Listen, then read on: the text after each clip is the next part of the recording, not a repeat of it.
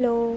तर मी हे ओशोचं बुक्स जीवन की खोज वाचायला सुरुवात केली आहे आणि तर त्यातलं मला आवडलेलं थॉट मी तुम्हाला वाचून दाखवते. हे पहिलंच आय मीन कंटेंटमधलं पहिलाच हे आहे व्यास नावाचं, म्हणून पहिला चॅप्टर म्हणता येईल आय गेस.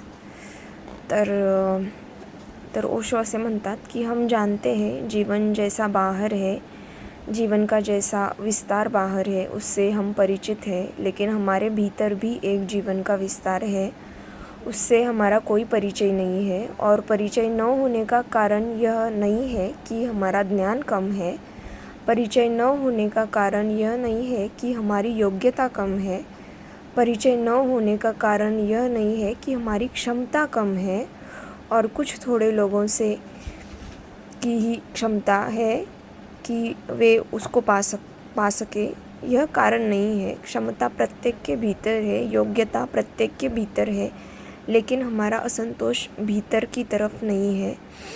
हम अपने होने से असंतुष्ट नहीं है, हम करीब करीब तृप्त है अपने होने से।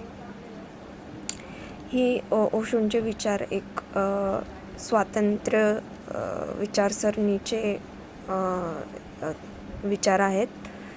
तर हे थोडं डीप आहे, पण हे फार छान बुक आहे आणि त्यांचा ओव्हरऑल सांगण्याचा पॉईंट ऑफ व्ह्यू असा आहे की स्वतःवर काम करा.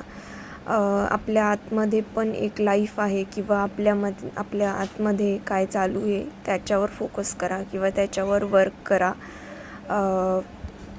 जे आपण बाहेर बघतो किंवा जे म्हणजे बाहेरची दुनिया आहे त्यामध्ये थोडं कमी राहून किंवा त्याचा थोडं कमी ॲक्सेस ठेवून जे आपल्यामध्ये चालू आहे किंवा माइंडमध्ये किंवा जे आतमध्ये जे चालू आहे त्याच्याकडे फोकस करा. तर मला आवडलेलं आहे हे, आणि मी आणखी माझं काही बुक झालं नाही वाचून. तर तुम्ही पण नक्की वाचा, आणि तुम्हाला पण कोणतं बुक आवडतं ओशोबद्दल ते मला सांगा, किंवा मी कोणतं वाचलं पाहिजे. आणि थँक्यू. बाय.